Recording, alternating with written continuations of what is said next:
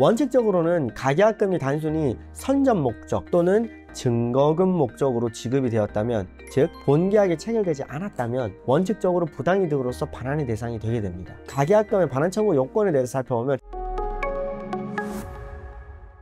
안녕하세요.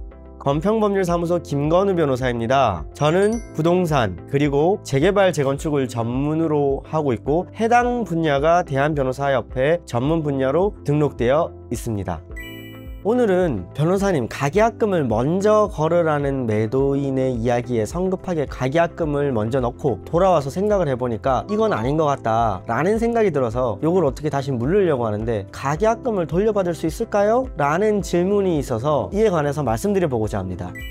우리 사회의 일반적인 거래 관행에 가계약 내지 가계약금이 지급이라는 형태의 법률행위가 광범위하게 형성되어 있기는 한데, 그 법률상의 의미와 구속력의 정도에 관해서 민법에 명쾌히 규정된 바가 없어서 많은 분쟁이 일어나곤 합니다. 오늘은 가계약금과 관련한 여러 질문들이 많아서 이를 좀 공유해보고자 합니다. 우선 가계약금은 계약금과 무엇이 다를까요? 가계약금에 대해서 살펴보면, 가계약금은 부동산 매매 계약의 본계약 체결 전에 당사자 일방이 상대방에게 교부하는 금전으로 장차 계속될 매매계약 교섭의 기초로 지급되는 일종의 증거금입니다. 본계약이 체결될 경우에 매매대금의 일부로 충당이 되고, 본계약이 체결되지 않을 경우에는 원칙적으로 반환의 대상이 됩니다. 자, 그러면은 만약에 반대로 만일 본계약이 체결이 되었다면 어떨까요? 똑같은 질문으로는 계약서가 작성이 되었다면 어떨까요? 계약서를 작성하지 않았더라도 매매 대금 등 매매 계약의 본질적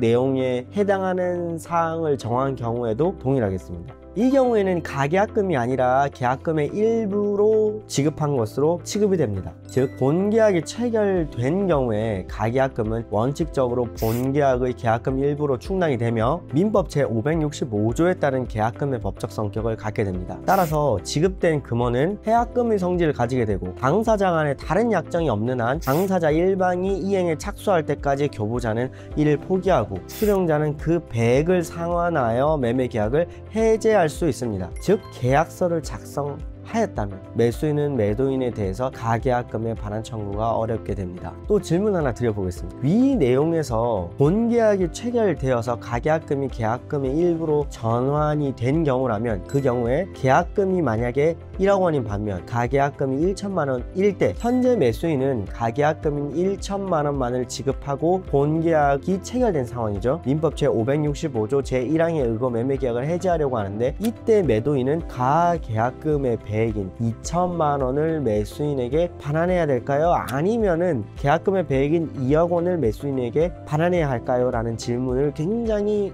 빈번하게 주시고 계십니다. 정답은 2억 원을 매수인에게 반환해야 됩니다. 계약금의 일부만 지급된 경우라면은 수용자가 매매계약을 해지할 수 있다고 하더라도 해약금의 기준이 되는 금원은 실제 교부받은 계약금이 아니라 약정계약금입니다. 대법원 2015년 4월 23일 선고한 2014-231378 판결에서 위와 같이 판시하고 있습니다. 이는 계약의 안정성을 보장하고 당사자의 의사를 존중하는 취지에 부합합니다. 자, 다시 본론으로 돌아와서 계약서가 작성되지 않은 경우를 전제로 말씀드려 보겠습니다. 계약금은 민법 제565조 제1항에 따라 원칙적으로 해약금의 성질을 가지게 됩니다. 하지만 가계약금에 대해서는 이러한 규정이 없기 때문에 당연히 해약금의 성질을 가지는 것으로 볼 수는 없습니다. 대법원의 판결이기도 합니다. 따라서 가계약금의 법적 구속력의 존부와 범위, 해약금의 성질 여부는 가계약에 관여한 당사자의 의사 해석의 문제가 되게 됩니다. 본계약이 성립하지 않은 경우에 가계약금 반환의 정점에 대해서 말씀드려보고자 합니다. 원칙적으로는 가계약금이 단순히 선점 목적 또는 증거금 목적으로 지급이 되었다면, 즉 본계약이 체결되지 않았다면 원칙적으로 부당이득으로서 반환의 대상이 되게 됩니다. 다만 이와 관련해서 좀 주의하실 판례가 있긴 한데, 의사 해석의 문제이기는 하겠지만 하급심 판결문 중에는 매매계약과 관련하여 가계약을 체결하고 가계약금을 수수하는 것은 당사자들 사이에 다른 특별한 약정이 없는 한 매수인에게 일방적인 매매계약 체결 요구권을 부여하는 대신에 매수인이 매매계약의 체결을 포기하는 경우 가계약금이 반환 역시 포기하도록 하는 것이라고 판시한 경우도 있습니다. 대구지방법원 서부지원 2018년 12월 10일자 선고 2018 가속 21928 판결이 그에 해당합니다. 자, 다음으로는 만약에 당사자 간의 가계약금을 해약금 또는 위약금으로 하는 특약이 있는 경우라면 어떨까요? 그 특약에 따라서 가계약금이 기속이 결정되게 됩니다. 가령 당사자 간의 가계약금을 해약금으로 하는 특약이 있다면 민법 제565조 제1항을 유추 적용해서 당사자 일방이 이행에 착수하기 전까지 가계약금 교부자는 이를 포기하고 수령자는 그 배액을 상환해서 가계약을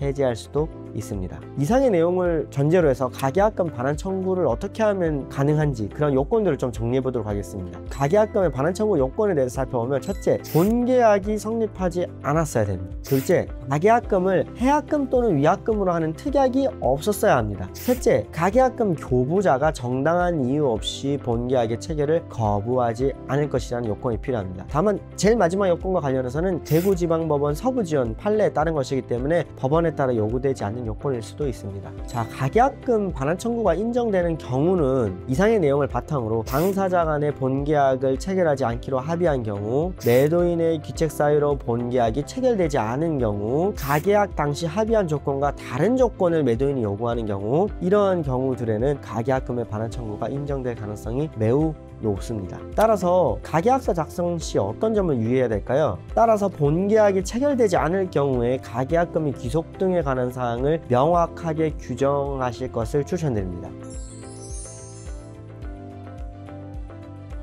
지금 질문하신 정보만 가지고는 충분히 돌려받으실 수 있습니다. 다만 질문의 전제가 선전 목적이었잖아요. 이 가계약금을 넣는 게 선전 목적이었는데, 다만 넣으면서 이미 계약의 내용이 구체적으로 계약서를 작성하지는 않았지만 구체적으로 정해져 있는 경우들이 있습니다. 예를 들면 전세금 얼마, 추가적으로 뭐 발생하는 뭐 비용이 있다라고 하면 얼마, 또 거기에 뭐 원상회복 의무는 어떠한지, 또는 언제부터 언제까지 기간으로 하는지, 계약상 채권 채무 관계는 어떠한지, 이런 부분들에 대해서 명확하게 합의가 된 상태에서 가계약금이 들어갔다라고 하면은 그거는 구두계약도 계약이기 때문에 그 경우는 돌려받기가 어려운데, 막연하게 여기는 뭐 전세금이 뭐 얼마예요, 아주 최소한의 정보만 있는 상태에서 선전 목적으로 가계약금을 들이민 경우라고 한다면은 그 경우는 가계약금을 충분히 돌려받으실 수 있습니다.